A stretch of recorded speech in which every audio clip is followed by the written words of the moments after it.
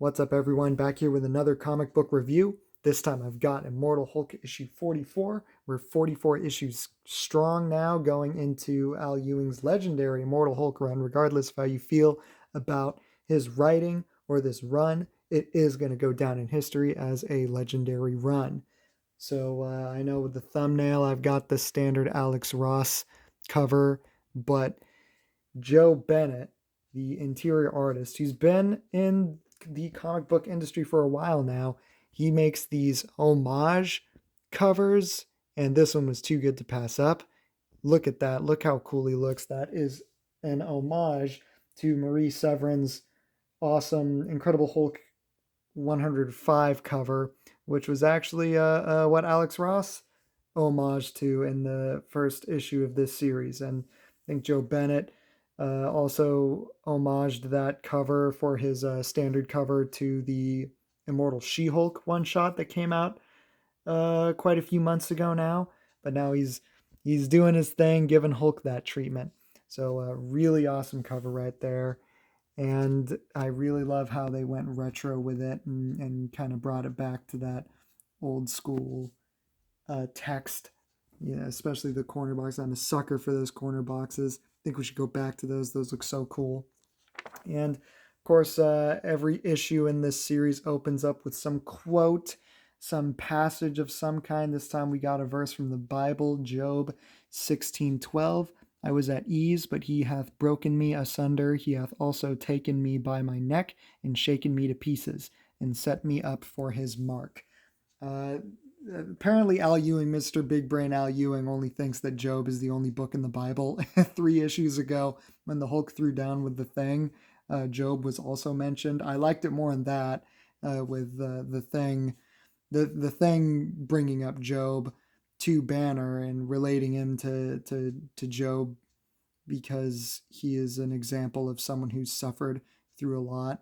But it's kind of being brought up randomly right now. We know that Banner suffers a lot, but in the full context of this book, this is happening right when all the craziness and horrible things happened to Job, and his friends came over they intended to comfort him, but pretty much they just started berating him and telling him that he must deserve all these bad things God is letting happen to him, because that would only happen to someone being wicked. And Job is kind of obviously feeling pretty crappy about that, but still, ever loyal Job is still holding out hope that God will argue his case. So, in the full context, this verse from the Bible isn't very applicable, but it is there.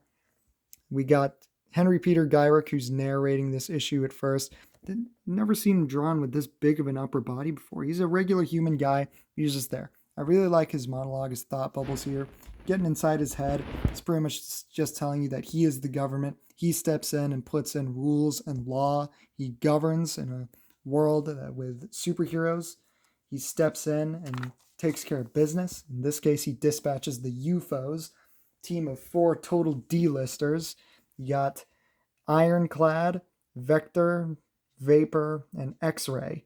I had to memorize their names because I totally didn't really know who they were. I didn't really give a crap about them before.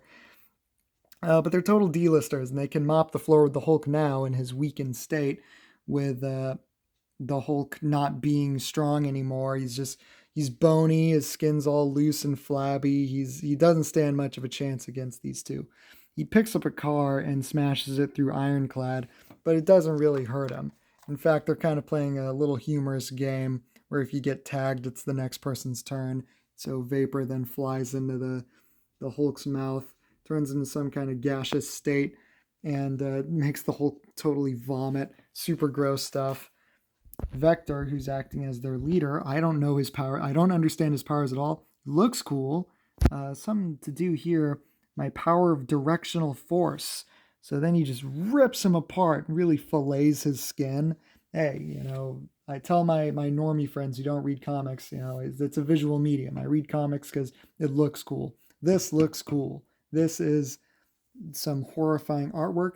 Joe Bennett is the master at this. He has been in comics a long time, but he really found what he does best with this series. and you're seeing the bones and the skin, muscle tissue flying off. It's pretty gross. His hands deteriorating right there, and it hurts the Hulk so bad and sends him flying. Bounces off the building right there. This is a little bit of a stiff image, doesn't feel very kinetic. I thought he was floating there at first, but he sends him all the way to New Jersey, and they're like, oh, I guess we got to pick up the fight over there. Even Ironclad's face palming himself. So, little changes the setting over into Nevada, I believe at the original Gamma Bomb test site, where Puck and Samson in the body of Sasquatch, which makes, I believe, they're going with Doc Sasquatch. And they run into the leader. The leader is still inhabiting Rick Jones's body, which is hanging upside down in this gross head thing, which I'm pretty sure they obviously based off of The Thing. A lot of John Carpenter, Cronenberg inspiration in this series. Really grotesque stuff. So it's, from what I gather, it is a combination of Rick Jones's whacked out body here growing out of the head or the neck of the leader, who is also inhabiting the body of Del Fry, another gamma mutated person who is irradiating gamma, which is why his bones are glowing like that. Makes for cool visuals. This colorist definitely deserves a shout out. Keep forgetting his name. Let's see. Colorist is Paul Mounts. Yeah, he does a lot of work. He's good. These inkers too, Rai Jose and Bellardino Bravo, great inkers too. So anyway, getting back to that. Doc Sasquatch gets in a good hit. And then Jackie McGee and Dr. McGowan show up. They teleport over there. Puck, oh yeah, and then here's Shaman also, so 2 Alpha Flight members.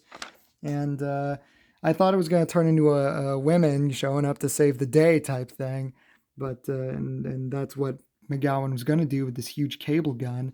But then Jackie McGee reveals what we've all been led to believe. We've all been suspecting that she now has some sort of gamma ability. She has some kind of gamma vision. She can see Leonard Samson's body inside the giant Sasquatch form. She can see Rick Jones curled up, looking all gross inside this leader Rick Jones mutation, and all this other weird freaking crap floating around because it's at the Gamma Bomb test site where a lot of gross gamma stuff probably leaked in through into Earth from the below place. But anyway, going back to the Hulk, look at that art. Look how good Joe Bennett is. What a great artist. Even this is gross. This is really gross stuff. Not everyone could probably take this kind of grotesqueness, watching the Hulk have to heal. He can't die in this series, so his skin is just slowly growing back.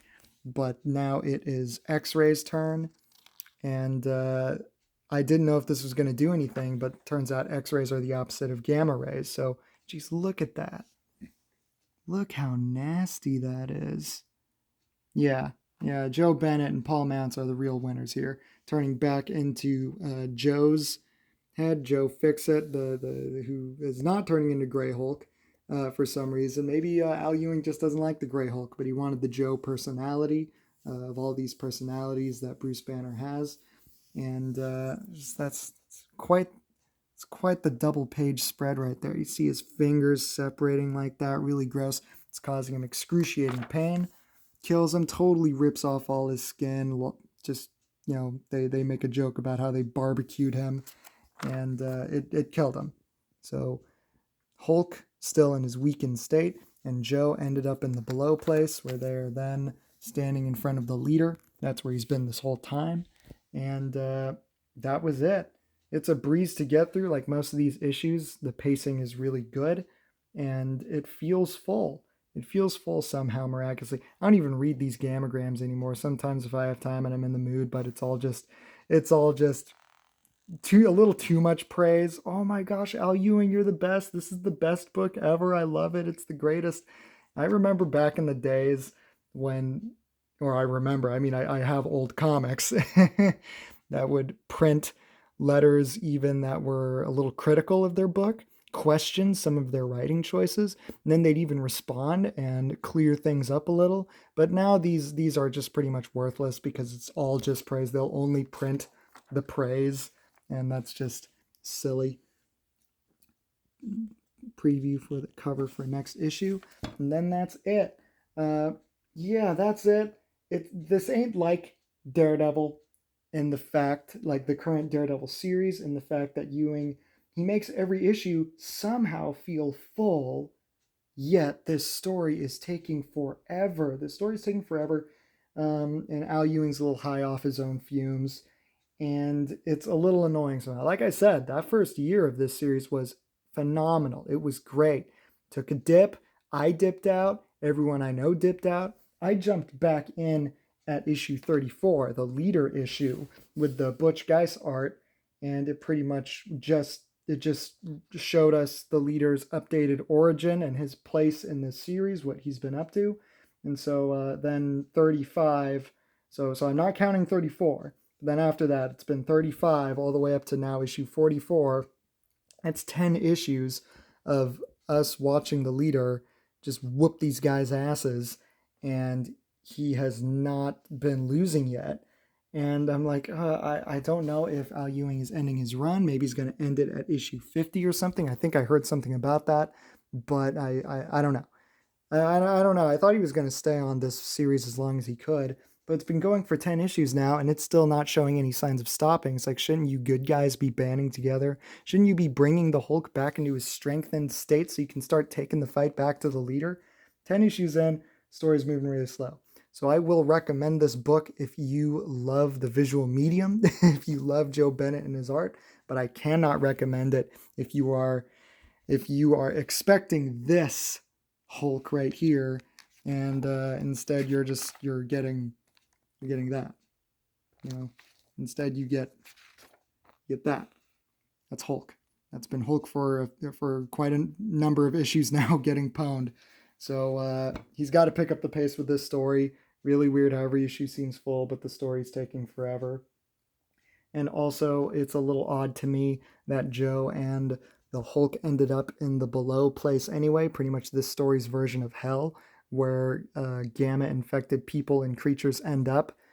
And it's like when a few issues ago, when the leader totally pwned the Devil Hulk and took Bruce Banner's body down to the below place, Joe and Hulk didn't know where he went. So they had no clue where to begin. It's like, wasn't it kind of obvious that that's where he went? And then that's where you guys ended up anyway. I don't know if they just wouldn't have been able to go there, if they need the Devil Hulk to hop through the green door and go into the below place, or where the leader went with Banner. It was a little obvious, so it's a little odd to me that that's just where they ended up. Wouldn't they have just gone there immediately? So after quite a few issues of them wandering around, that's where they ended up anyway. So a little odd, but anyway, that is this issue. Go out and buy it if you really love Joe Bennett's art. And also, of all my YouTube viewers, thank you so much for watching these videos. I keep forgetting to create a better call of action. I know you're watching these videos. Like these videos, please. Please like these videos. Comment. Tell me what you think of Joe Bennett's art. Tell me how gross you think this issue was, and what you hope Al Ewing is going to do with the story next issue, which, by the way, issue 45 has already come out. I just need to get my butt down to the comic book store and get it. It's then the next town over. Traffic is bad sometimes, and I'll get a review up for that as soon as I read it. So thanks for watching. Have a good night.